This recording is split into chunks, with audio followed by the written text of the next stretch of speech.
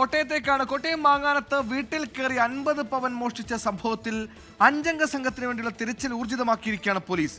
CCTV ദൃശ്യങ്ങൾ പുറത്തു വന്നിട്ടുണ്ട്. ട്രെയിനിലെത്തി കവർച്ച നടത്തി മടങ്ങുന്ന ഉത്തരേന്ത്യൻ സംഘമാണോ ഇതിന് പിന്നിലെന്ന സംശയം പോലീസിനുണ്ട്.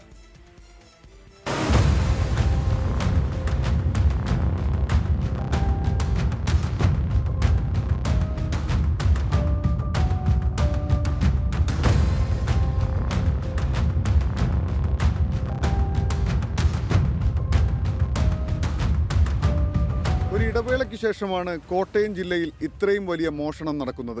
മാങ്ങാനത്തെ പാം വില്ലയിലെ 21 നമ്പർ കോട്ടേജിലാണ് മോഷണം നടന്നത്.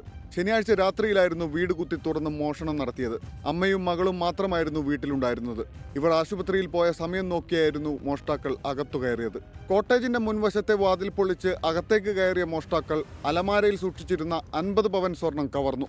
ആശുപത്രിയിൽ നിന്നും വീട്ടുകാർ തിരികെ വീട്ടിലെത്തിയപ്പോഴാണ് മോഷണ വിവരം അറിയുന്നത്. സംഭവത്തിന്റെ CCTV ദൃശ്യങ്ങളും പോലീസ് പുറത്തുവിട്ടിട്ടുണ്ട്.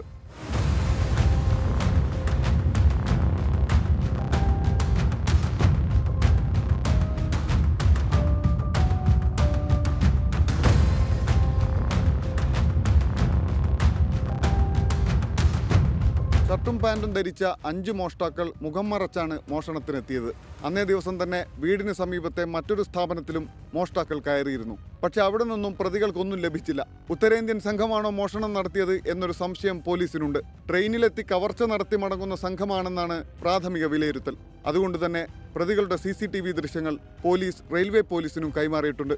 24 കോട്ടയം. ലോകത്തെവിടെയായാലും ഏത് സമയത്തും 24 വാർത്തകളും ഓഗ്മെന്റഡ് റിയാലിറ്റി പാക്കേജുകളും എക്സ്പ്ലെയിനറുകളും വിശദമായി കാണാൻ ഞങ്ങളുടെ YouTube ചാനൽ നിങ്ങൾക്ക് സബ്സ്ക്രൈബ് ചെയ്യാം.